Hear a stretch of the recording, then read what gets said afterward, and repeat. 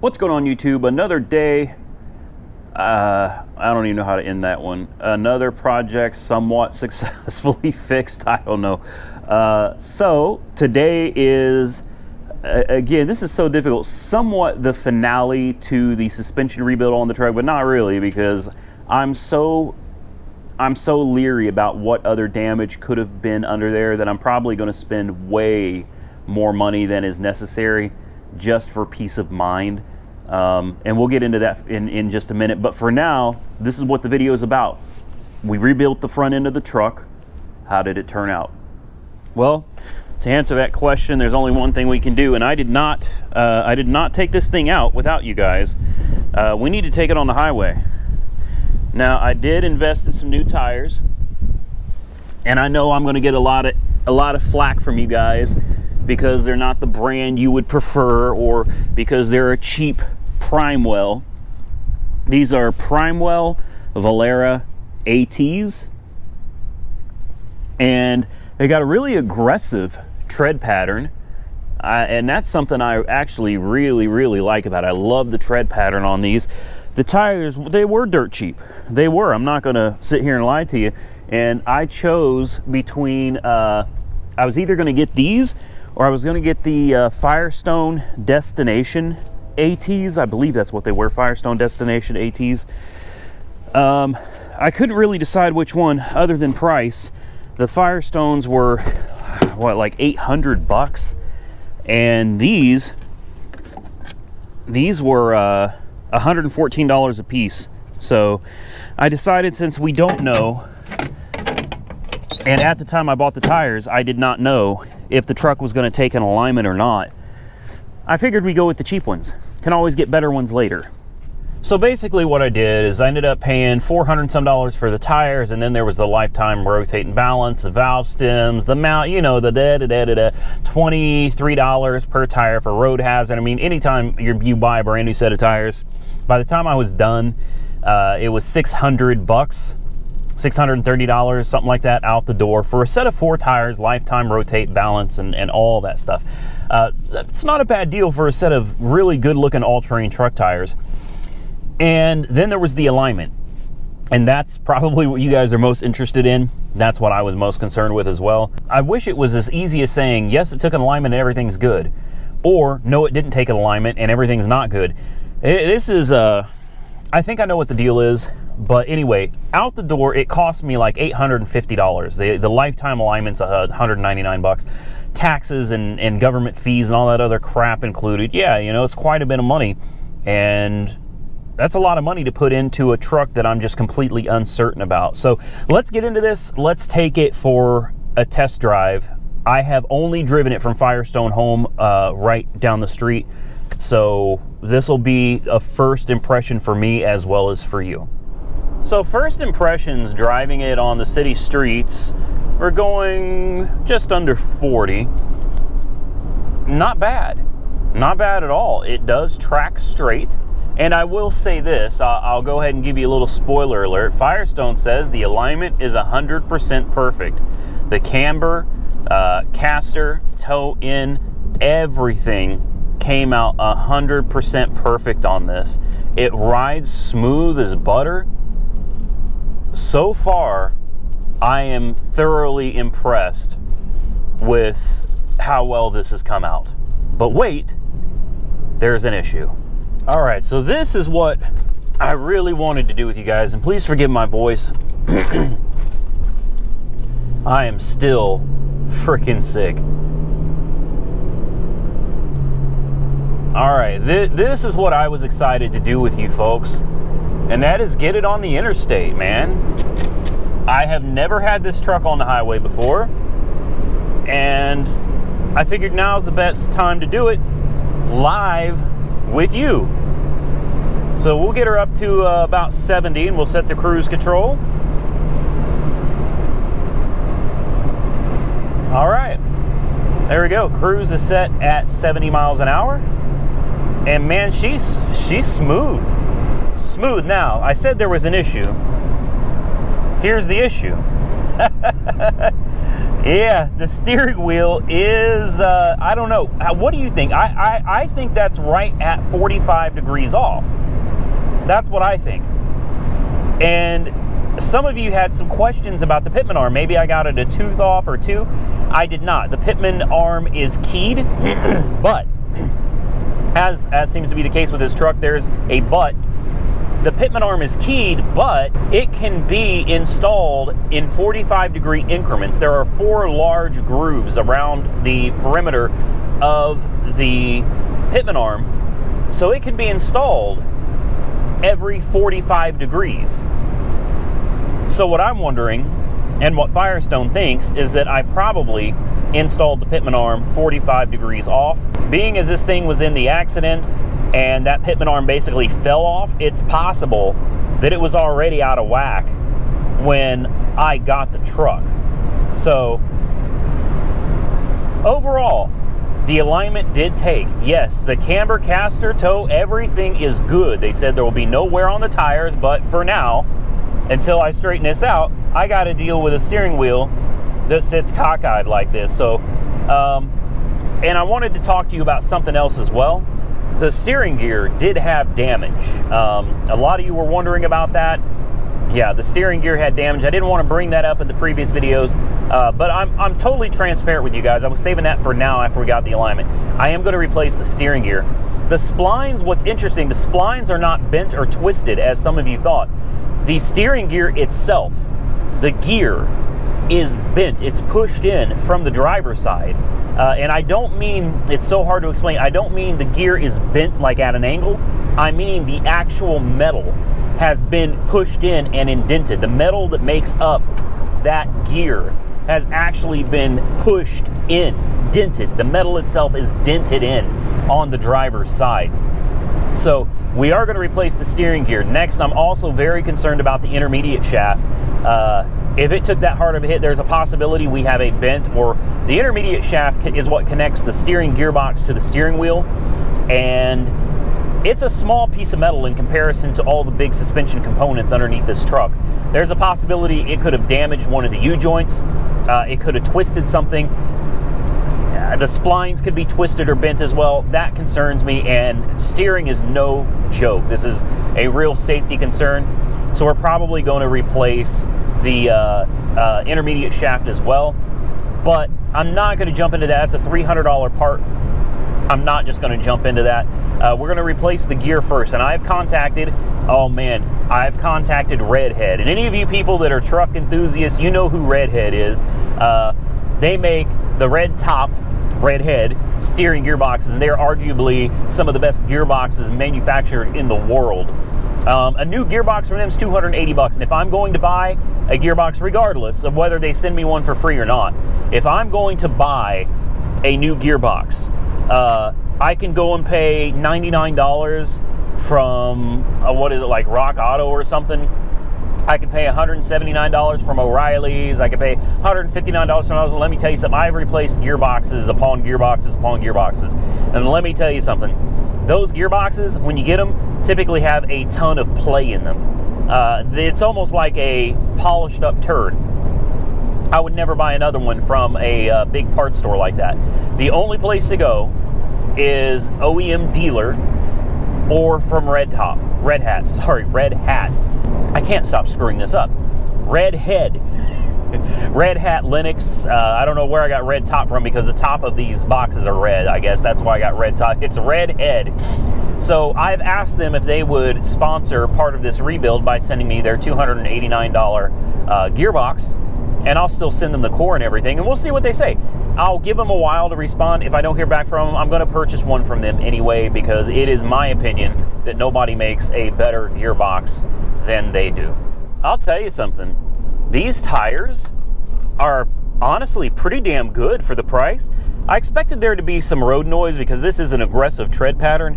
So I expected it to have kind of like a hum, you know, that wah, wah, wah, wah, which I find kind of soothing.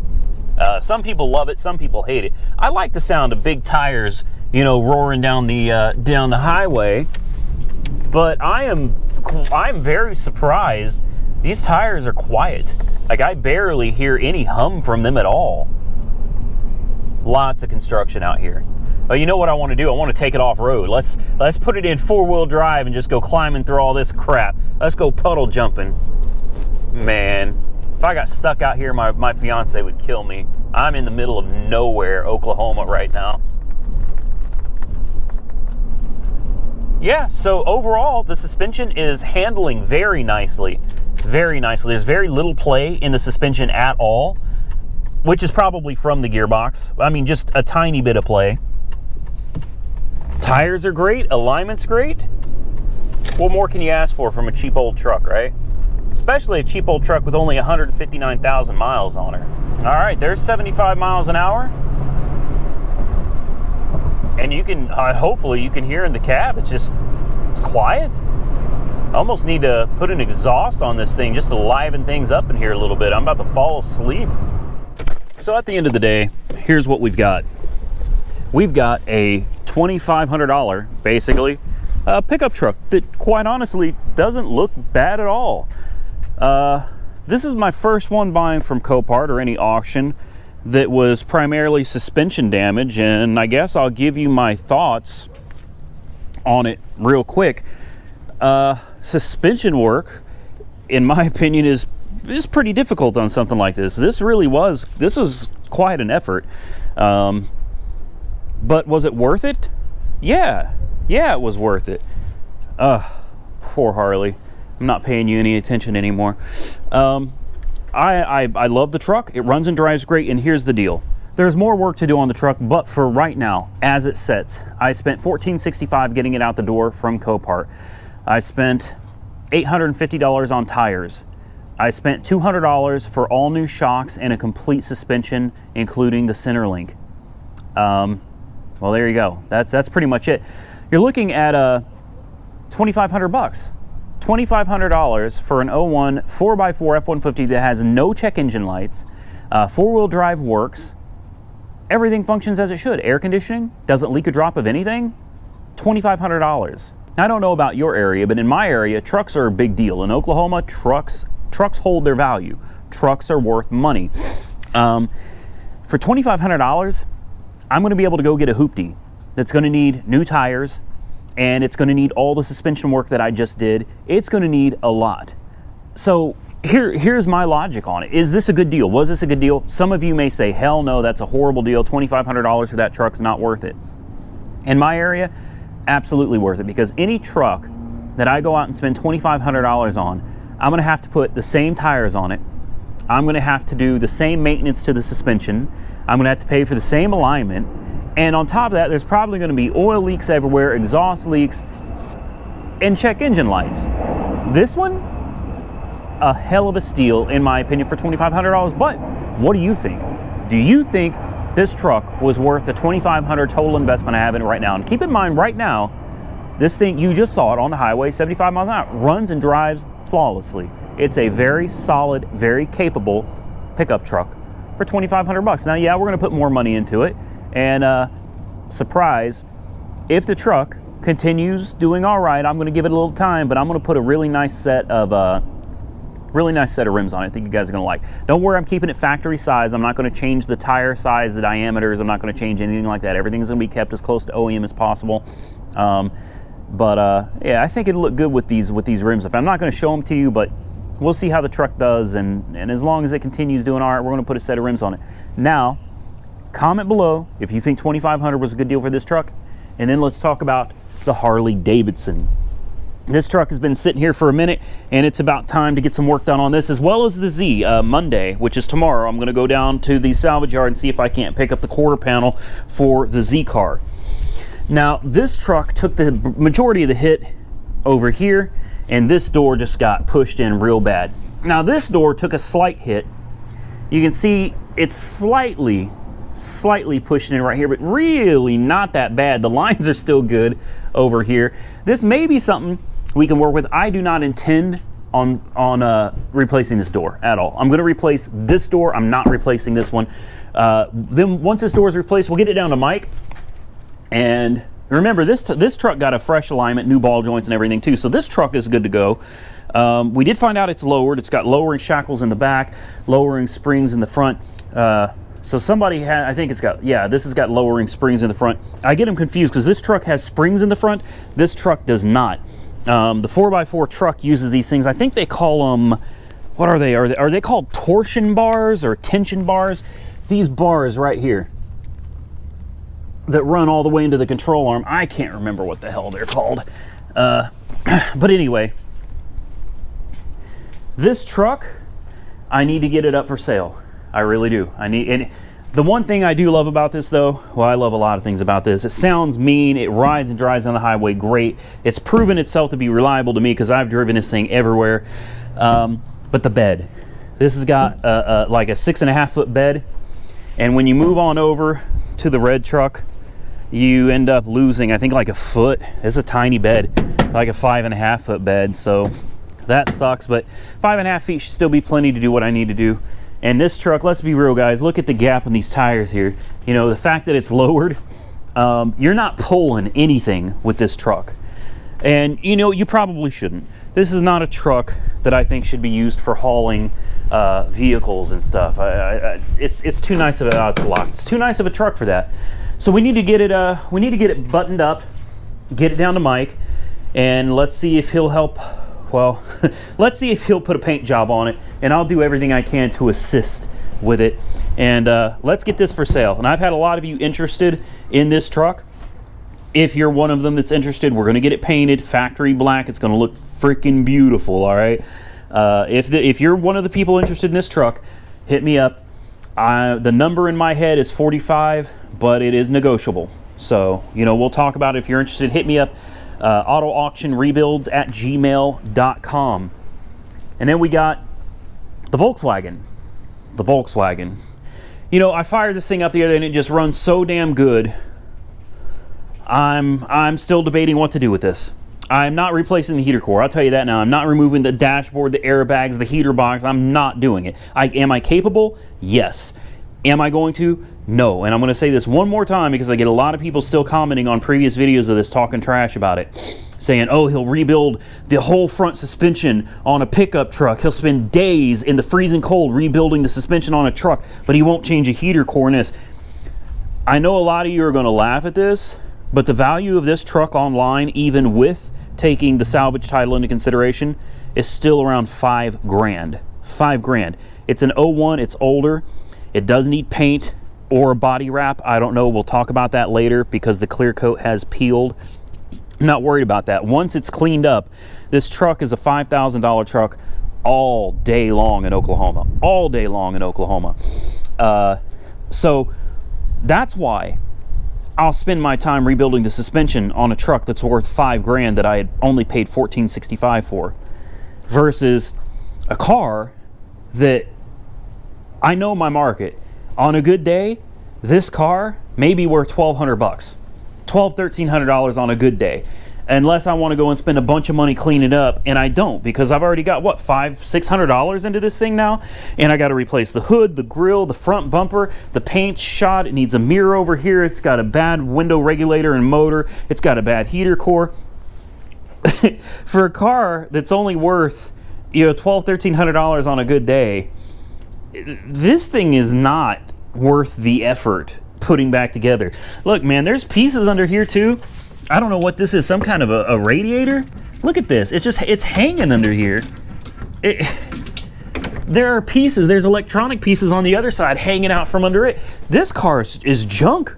It's junk, that's all there is to it. Now, it may make somebody a decent get-around car, so I will probably go to pull apart, fix the hose that I broke, put some fresh coolant in it, and at least make it a driver. It won't have a heater, but it'll be a running driving car. Somebody can use it. That's the cheapest way to go with this, and the only way to go, considering I don't believe there's any possible way to make a profit on this car at all. And then we have the Vet. We still have the damage to the Vet that I've got to get repaired before we can even get the Vet wrapped. So we got our work cut out for us. We got a lot more to do to the truck. Things going up for sale. Always more work to do around here. And I want to point out, I know a lot of people are wondering, when's the next rebuild? When's the next project?